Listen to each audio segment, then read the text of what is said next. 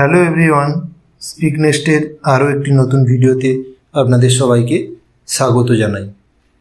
আজ আমরা নিয়ে এসেছি আমাদের 200টি ইম্পর্টেন্ট ইংলিশ ভার্ব সিরিজের পার্ট 8, অর্থাৎ এই সিরিজের শেষ পর্ব।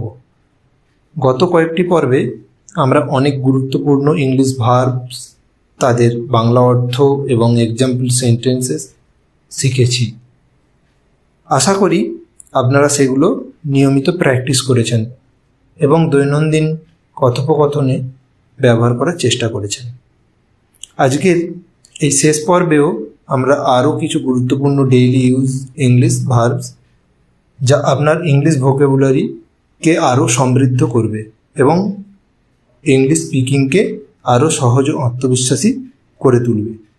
তাই ভিডিওটি শেষ না করে শেষ পর্যন্ত দেখুন এবং প্রতিটি ভার্ব মনোযোগ দিয়ে প্র্যাকটিস করার চেষ্টা করুন, কারণ শুধু শেখা নয়, নিয়মিত প্র্যাকটিসই আপনাকে ইংরেজিতে আরও দক্ষ করে তুলবে। So let's begin our 200 important English verb series final part. 176 smile. Smile মানে হাসা। স্মাইল মানে হাসা। Her smile looks beautiful. Her smile looks beautiful, তার হাসি সুন্দর দেখায়। 177 স্পিক। স্পিক মানে কথা বলা। সি বা he speaks English fluently. She বা হি স্পিক্স ইংলিশ ফ্লুয়েন্টলি, সে সাবলীলভাবে ইংরেজি বলতে পারে। 178 স্পেন্ড। স্পেন্ড মানে ব্যয় করা। I spend all my money. I spend all my money, আমি আমার সব টাকা খরচ করেছি। 179 স্ট্যান্ড। স্ট্যান্ড মানে দাঁড়ানো।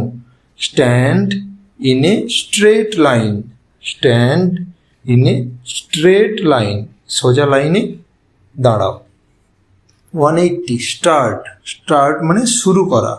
We started the journey early. We started the journey early. আমরা তাড়াতাড়ি যাত্রা শুরু করেছি। 181 স্টে। স্টে মানে থাকা। Stay here until I return.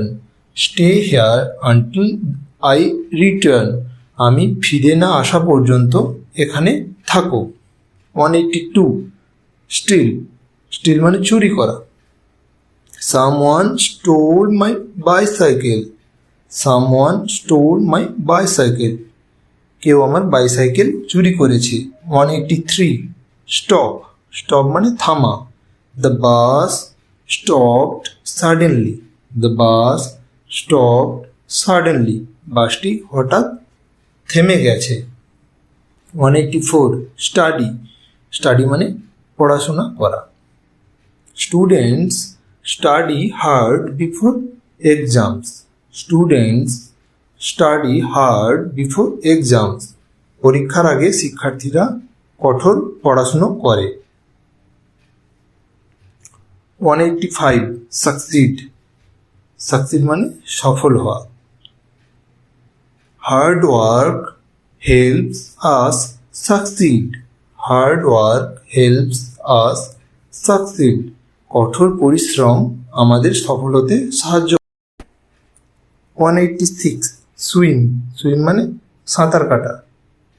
They swim in the river, তারা নদীতে সাঁতার কাটে। 187 টেক। টেক মানে নেওয়া। Take this book with you. Take this book with you, এই বইটি তোমার সাথে নিয়ে যাও। 188 টক। টক মানে কথা বলা। We talked 2 hours. We talk for 2 hours, এরকমভাবে বলতে পারেন, আমরা 2 ঘন্টা কথা বলেছি। 189 টিচ মানে শেখানো। My mother teaches me English. My mother teaches me English, আমার মা আমাকে ইংরেজি শেখান। 190 টেল মানে বলা। Tell me the truth. Tell me the truth, আমাকে সত্য কথা বলো। 191 থ্যাঙ্ক, থ্যাঙ্ক মানে ধন্যবাদ দেওয়া। I thanked him for his help. I thanked him for his help. আমি তাকে তার সাহায্যের জন্য ধন্যবাদ দিয়েছি। 192 থিঙ্ক, থিঙ্ক মানে চিন্তা করা। Think before you speak, think before you speak, কথা বলার আগে চিন্তা করো। 193 থ্রো, থ্রো মানে ছুঁড়ে মারা। He threw the ball high. He threw the ball high. সে বলটি উঁচুতে ছুঁড়ে মেরেছে। 194 টাচ, টাচ মানে স্পর্শ করা। Don't touch the fire. Don't touch the fire. আগুন স্পর্শ করো না। 195 ট্রাভেল, ট্রাভেল মানে ভ্রমণ করা। We traveled to Delhi last year. We traveled to Delhi last year. আমরা গত বছর দিল্লি ভ্রমণ করেছি। 196 ট্রাই, ট্রাই মানে চেষ্টা করা। Always try your best, always try your best, সবসময় তোমার সেরাটা দেওয়ার চেষ্টা করো। 197 আন্ডারস্ট্যান্ড, আন্ডারস্ট্যান্ড মানে বুঝতে পারা। I understand your problem. I understand your problem. আমি তোমার সমস্যা বুঝতে পারছি।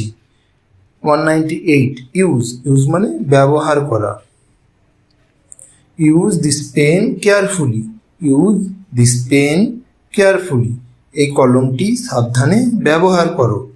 199 ভিজিট, ভিজিট মানে পরিদর্শন করা। We visited the zoo yesterday. We visited the zoo yesterday, আমরা গতকাল চিড়িয়াখানা পরিদর্শন করেছি। 200 অ্যান্ড ফাইনাল ভার্ব এই সিরিজের কি না সেটা হচ্ছে রাইট। রাইট মানে লেখা। She writes stories in English, she writes stories in English, সে ইংরেজিতে গল্প লেখে। সো ফ্রেন্ডস, 200টি গুরুত্বপূর্ণ ইংলিশ ভার্বের এই সিরিজটি আজ এখানেই শেষ হচ্ছে। আশা করি প্রতিটি ভার্বের বাংলা অর্থ এবং এক্সাম্পল সেন্টেন্স আপনাদের ইংরেজি শেখার যাত্রাকে আরও সহজ করে তুলেছে।